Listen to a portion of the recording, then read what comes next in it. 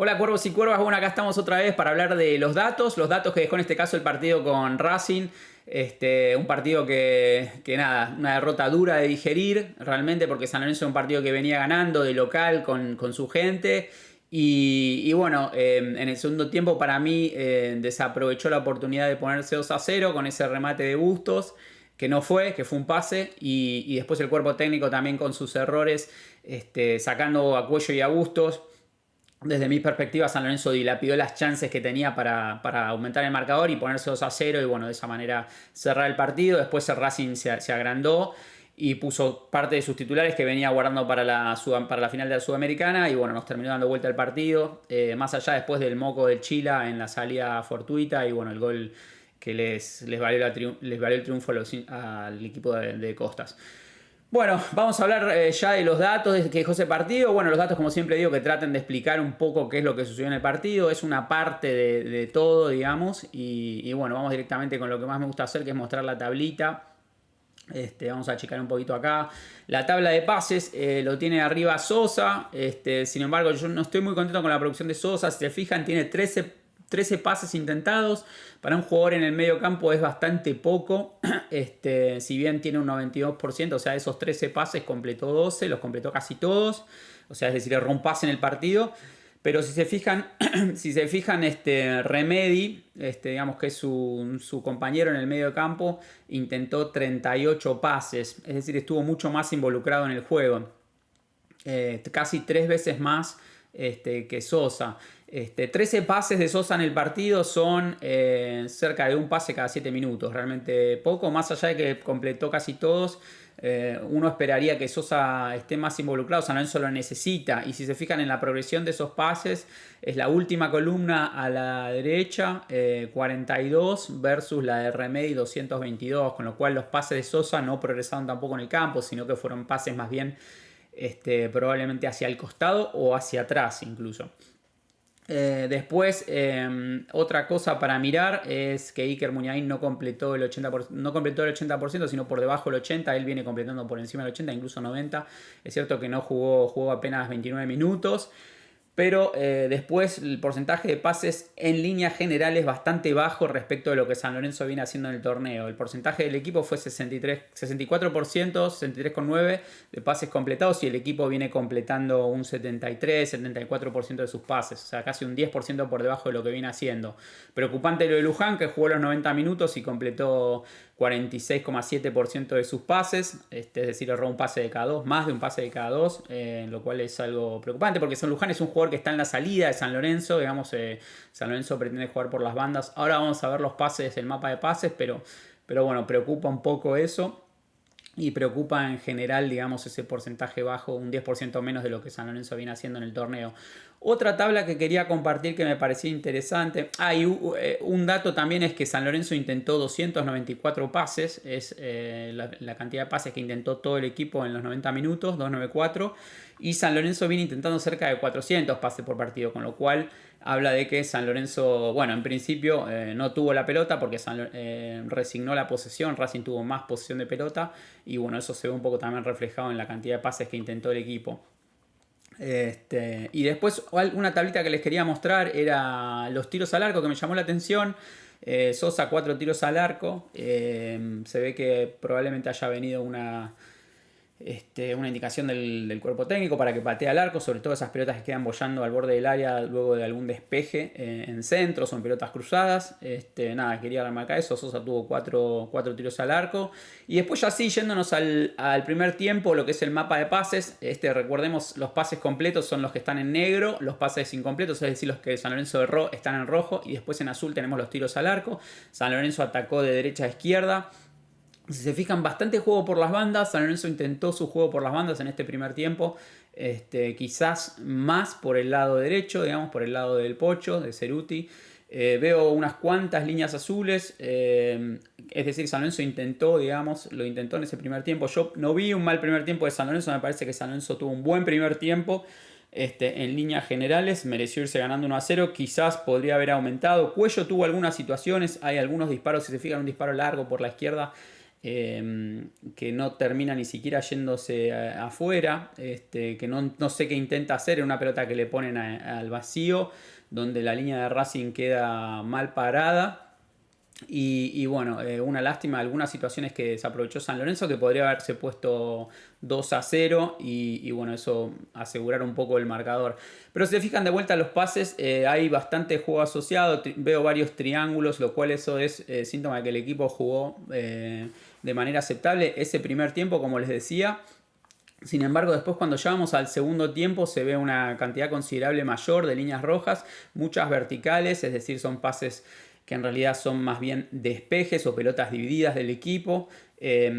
Ahora, más adelante les voy a hacer un enfoque en dos lugares particulares del campo, que es la mitad de la cancha del sector izquierdo, donde se ven más líneas negras, y 3/4 de cancha por la derecha, donde también se ven más líneas negras. Una disminución considerable en los remates al arco, apenas 4 líneas azules acá, pero claramente se ve mayor densidad de triángulos también, donde San Lorenzo no produjo juego en ese segundo tiempo, que terminó llevándoselo Racing por 2-1. Y después quería hacer el enfoque en la salida de San Lorenzo. Esto es el primer tiempo de Romaña, Campi y el Chila. Romaña en negro, Campi en blanco y el Chila en amarillo. Me llamó la atención que las salidas de Chila fueron todos por el lado de Campi, por la izquierda, si se quiere. Campi y Báez, ¿no? Obviamente. Pelotas cortas y largas. Esto me llamó poderosamente la atención. Lo que también me llamó la atención es que hubo menos juego de San Lorenzo entre Campi y Romaña, que San Lorenzo, recordemos, de local ellos suelen tener muchos pases. Es saludable que San Lorenzo de local no tenga tantos pases entre ellos dos. Y bueno, esto ya es el segundo tiempo. Si se fijan, ya no hay pases cortos del Chila para la salida, son más bien todos pases largos. Claramente cambió la conducta de juego del Chila en ese segundo tiempo. Y muy dispersos los pases de tanto de Campi como de Romaña en ese segundo tiempo, que para mí fue bastante malo de San Lorenzo y por eso se termina Racing llevando la victoria. Después en el primer tiempo quería también hacer enfoque en Bustos, Cuellos y Remedi, cómo estuvo esos tres jugadores. Bustos en negro, Cuello en blanco y Remedi en amarillo. Claramente se ve una conexión entre Bustos y Remedi, se ven entrecruzamiento entre líneas amarillas y negras. Mucha asociación entre esos jugadores, es decir, Remedi le da la pelota a Bustos y Bustos también, sobre todo en el sector derecho del campo. Después, en lo que es el segundo tiempo, ya esa conexión se pierde un poco, no hay tanta conexión entre Remedi y Bustos. Recordemos que bueno, jugaron 15 minutos, tanto Cuello como él, Cuello como Bustos jugaron 15 minutos, entonces bueno, un poco esa conexión se perdió porque fueron pocos minutos. De vuelta me pareció un error del cuerpo técnico eso, para remarcar. Y bueno, después sí quería hacer un enfoque, como les decía, en lo que es el segundo tiempo versus Racing, porque es donde claramente estuvo la falla de San Lorenzo. Sin embargo, donde lo que hice acá, si se fijan en el campo de la izquierda, marqué dos cuadrados en amarillo, vamos a llamarle cuadrado 1 y cuadrado 2. En el cuadrado 1, donde vi una densidad de pases de líneas negras, es decir, de pases completos, y en el cuadrado 2 lo mismo, y quería hacer un poco la distinción de quiénes habían sido esos pases, es decir, por dónde pasó el juego de San Lorenzo en ese segundo tiempo, que fue fatídico, que fue malo.